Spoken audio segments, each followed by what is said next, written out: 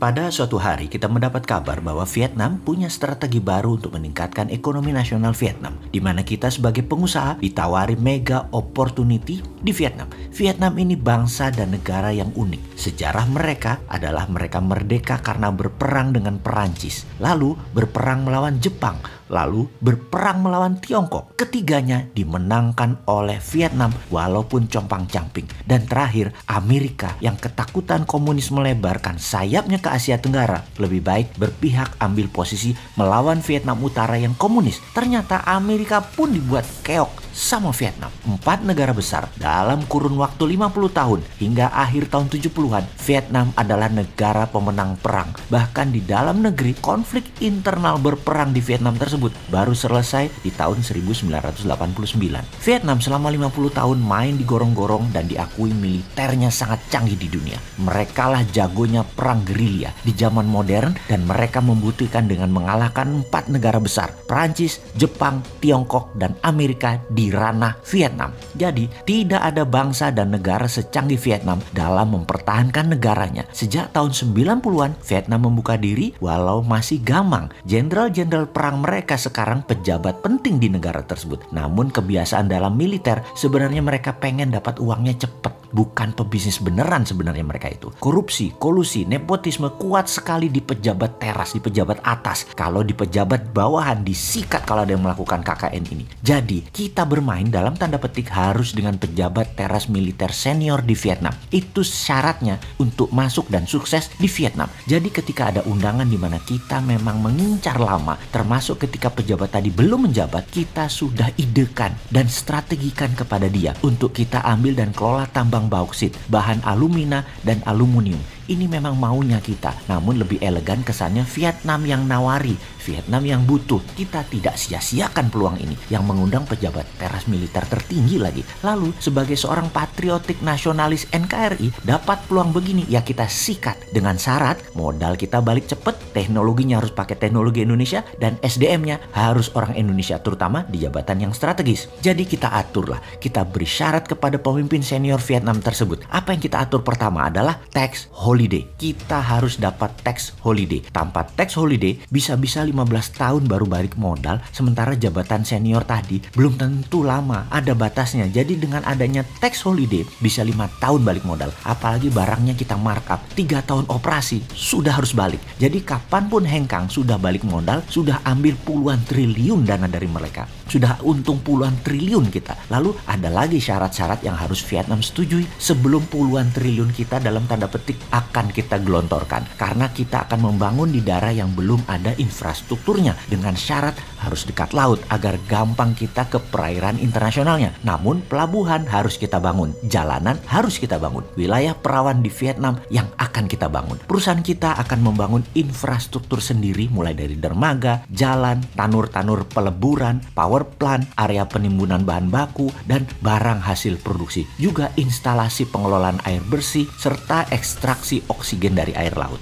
Juga ditambah lagi asrama pegawai, rumah sakit, dan infrastruktur lainnya yang diperlukan untuk melakukan kegiatan usaha peleburan biji bauksit yang ditambang dari ratusan ribu hektar areal penambangan yang kita kuasai. Kita akan membawa 10 ribuan pegawai terampil termasuk Indonesia Private Army atau tenaga keamanan swasta. Ini militer loh ya, bukan satpam, yang membaur di lingkungan kerja untuk keamanan aset kita, juga untuk mengumpulkan data agar kalau ada apa-apa kita bisa antisipasi, bertindak cepat sebagai counternya. Lapangan terbang private jet yang boleh keluar masuk juga kita bangun dan harus tersedia. Jadi walau private army tetap unsur intelijennya kuat. Dari sisi kepegawaian kita kasihlah 5% pegawai nanti orang Vietnam, terutama penduduk lokal dan terutama di urusan tambang dan urusan sosial lainnya. Jangan di smelter, jangan di teknologi kita, ntar pinter dia. Kita juga akan bangun power plant sendiri. Namun kalau ekses atau kelebihan daya, agar kita tidak rugi, PLN Vietnam harus ambil dengan kontrak jangka panjang di atas 15 tahun terhadap daya listrik tersebut. Harganya premium yang diambil oleh PLN Vietnam dari kita. Jadi kita lebihkan produksi daya powernya. Jadi dipakai nggak dipakai oleh PLN Vietnam, Vietnam harus tetap bayar kita. Modal bangun power plant 5 tahun harus balik dengan strategi PLN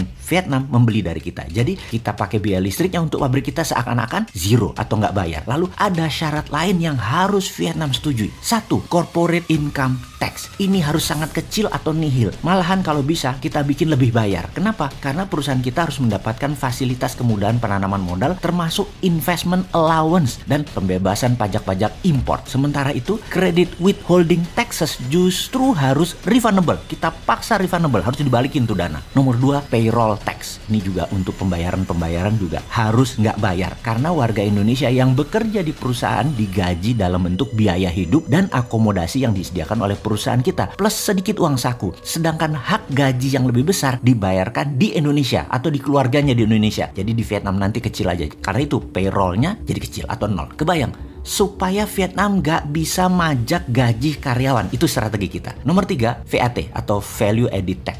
Perusahaan kita justru kerjanya minta restitusi PPN karena semua produksi diekspor ke Indonesia dari Vietnam. Nomor 4, PBB, pajak bumi bangunan. Mungkin ini satu-satunya pajak yang kita berikan atau mereka dapat. Lalu berapa besarnya? Ya kita atur lah. Nomor 5, royalti yang akan dibayarkan kepada pemerintah Vietnam atas hak penambangan. Oke, ini kita bayar. Dan berapa bayarnya? Kita atur. Karena semua informasi tentang volume kegiatan penambangan, smelting, serta ekspor bauksit yang tahunya hanya perusahaan kita. Ini internal kita. Pihak pemerintah Vietnam harus tidak hadir di lokasi untuk mengawasi semua kegiatan-kegiatan seperti ini. Dan ini harus dapat kepastian dari sang pejabat senior tersebut, termasuk harus dilindungi dari kehadiran wartawan dan media independen. Media utama harus tidak ada berita tentang kita di sana, sehingga tidak bakal tahu berapa sesungguhnya kekayaan bauksit Vietnam yang telah atau akan kita keruk. Ibaratnya, perusahaan kita di Vietnam ini membeli bauksit dari pemerintah Vietnam. Perusahaan kita dipersilahkan mengambil sendiri dan membayar sesuai apa yang kita mau. Ini strateginya dan ini syaratnya. Sepertinya pejabat senior Vietnam sulit menolak karena dia sudah tanda tangan setuju. Oh ya, ada satu lagi. Dari sisi negara Vietnam dan muka pejabat harus kita belai dan harus kita lindungi, yaitu Vietnam harus dapat multiplier effect-nya. Kita harus siapkan skenario, namun karena di daerah remote yang jauh dari peradaban pusat kehidupan bangsa Vietnam, kita fokuskan ke dekat-dekat pabrik kita untuk lokal saja. Namun lebih ke masalah sosial, jangan alih teknologi. Di sisi lain, di sisi kita, karena kita NKRI patriotik nasionalis, multiplier effect harus terbanyak ya di sisi Indonesia, bukan di Vietnam. Teknologi, bahan baku, transportasi, digitalisasi sebanyak mungkin dikerjakan di Indonesia. Vietnam terima bersih. Demikian sahabat, strategi kita untuk menambang bauksit dan smelternya yang akan kita bangun di Vietnam, di mana pabrik turunannya seperti aluminium tetap di Indonesia. Semoga informasi sederhana ini ada manfaatnya. Dan awas, jangan dibawa pikiran sahabat ke nikel di Indonesia ya. Indonesia bukan Vietnam. Indonesia jauh lebih pinter. Ngono loh.